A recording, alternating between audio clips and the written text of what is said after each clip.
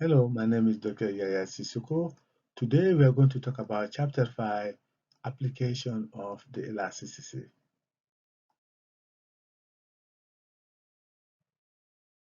Can good news for farming be bad news for farmer? So a new outbreak of wheat, a new technique of producing wheat increases, the production of wheat per acre by 20%. The supply curve increases and shifts to the right, which lead to higher quantity and lower prices because the demand for agricultural product is inelastic, to the revenue fall. So the demand being inelastic, meaning that as price decreases, so total revenues also will decrease.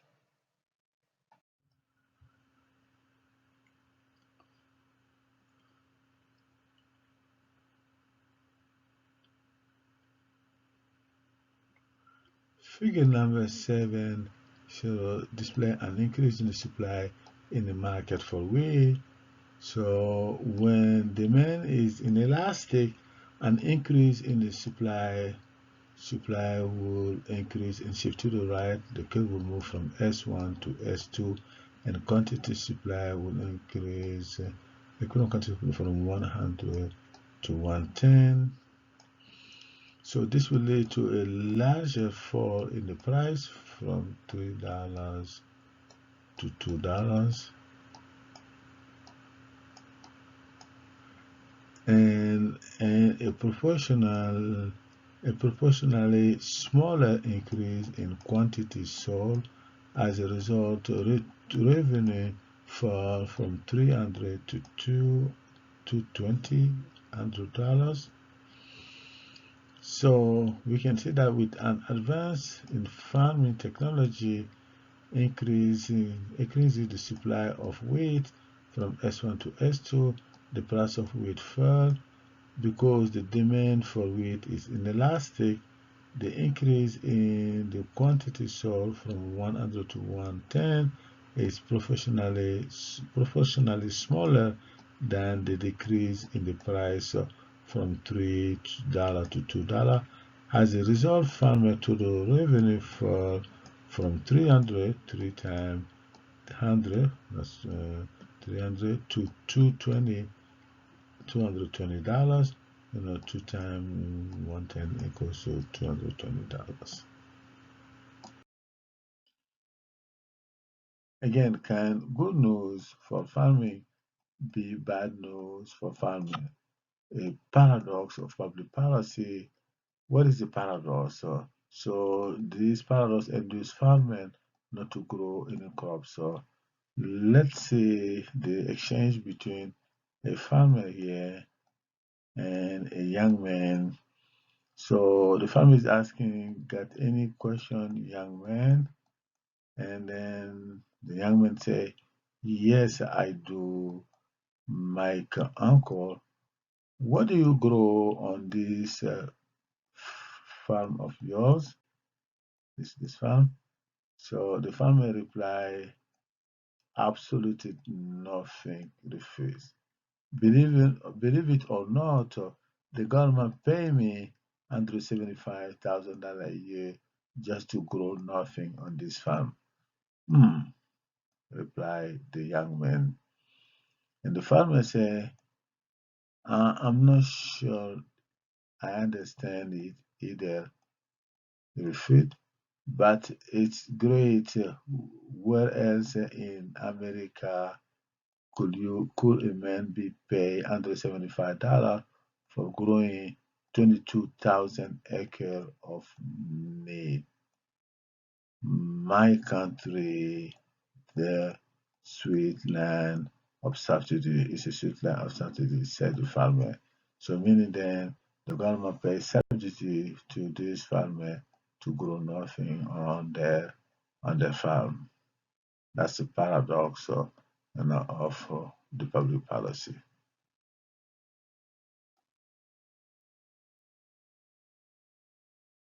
So another application of the elasticity deal with OPEP. OPEP is the Organization of Petroleum Exporting Countries. Why did OPEP fail to keep the price of oil high? So there was an increase in the price of oil from 1973 to 1974, which is a short-term period, and from 1971 to 1981, which is a long-run period. In the short run, like a 73 to 74, supply and demand are inelastic.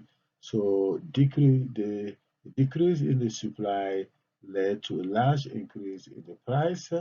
So there was a large increase in the price. Supply went down, price, so went up. However, in the long run, like a period from 1971 to 1981, so supply and demand are elastic. So a decrease in the supply led to small increase in the price because supply and demand are elastic in the long run.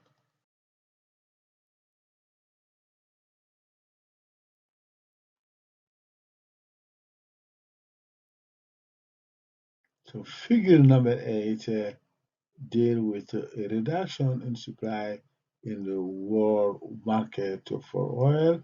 So panel A uh, talk about the oil market in the short run, period like 1973 to 1974.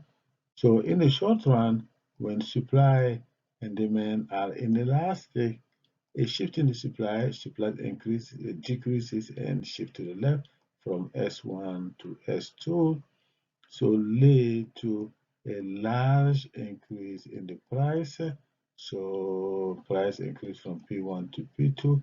You can see that we can see that supply and demand are inelastic, meaning they are much steeper in this case.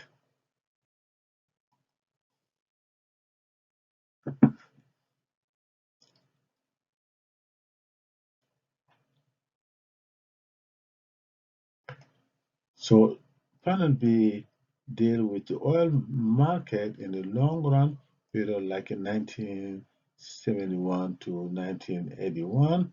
In the long run, supply and demand are elastic.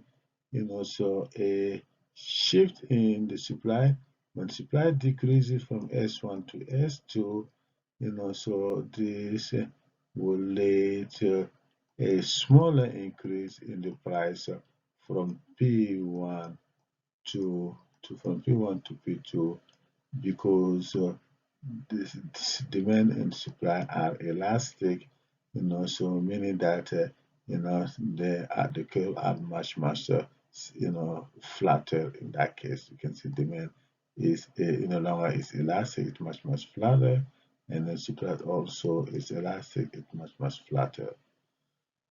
So to conclude, when the supply of oil falls, the response depends on the time horizon. In the short run, supply and demand are relatively inelastic, as in panel A.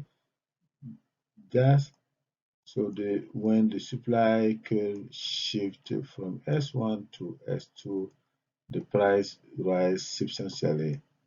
By contrast, in the long run, supply and demand are relatively elastic, like in panel B. So in this case, the same size shift in the supply curve from S1 to S2 cause a smaller increase in the price.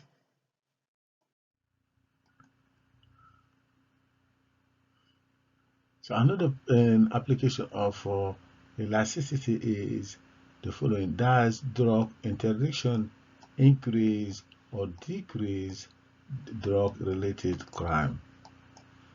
So federal government increases the number of federal agents devoted to the war on drugs.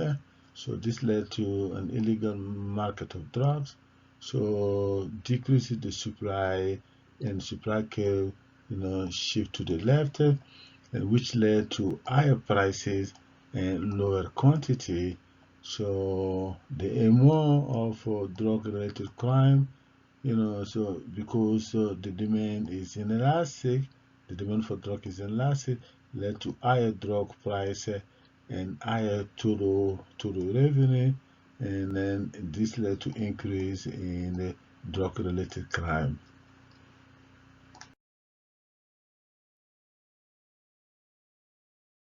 Instead of having a drug interdiction and a war on drug, so how about if the government instead puts a policy of drug education? So policy of drug education will reduce the demand for illegal drug, so demand will decrease and shift it to the left, so left shift of the demand, which will lower the quantity and of drugs and also lower the price of drugs. So this will also reduce, drug-related crime.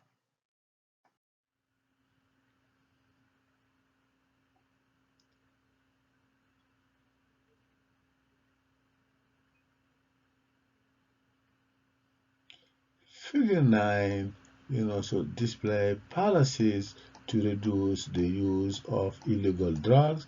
So panel A, talk about drug interdiction, which is a war on drugs. So the federal government, by, drug interdiction, you know, it reduces the supply of drug. Supply will decrease and shift to the left from S1 to S2, so which will raise the price of drug from P1 to P2, so and reduces the quantity of drug sold from Q1 to Q2.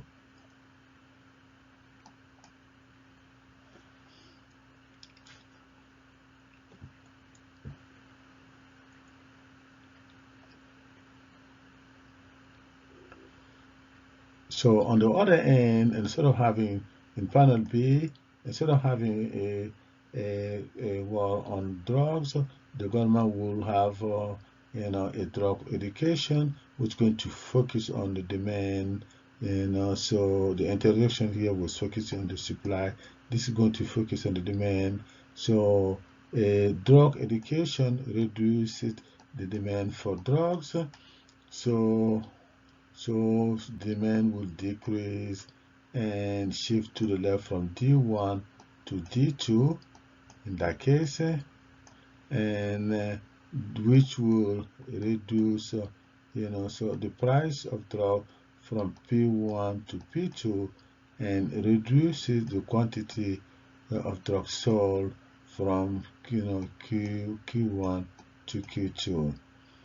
So we can see that so this drug education so reduces the quantity of drugs and but also reduces the crime related to drugs. So so in that case, so drug interdiction, to summarize, it reduces the supply of drug from S1 to S2 in panel A.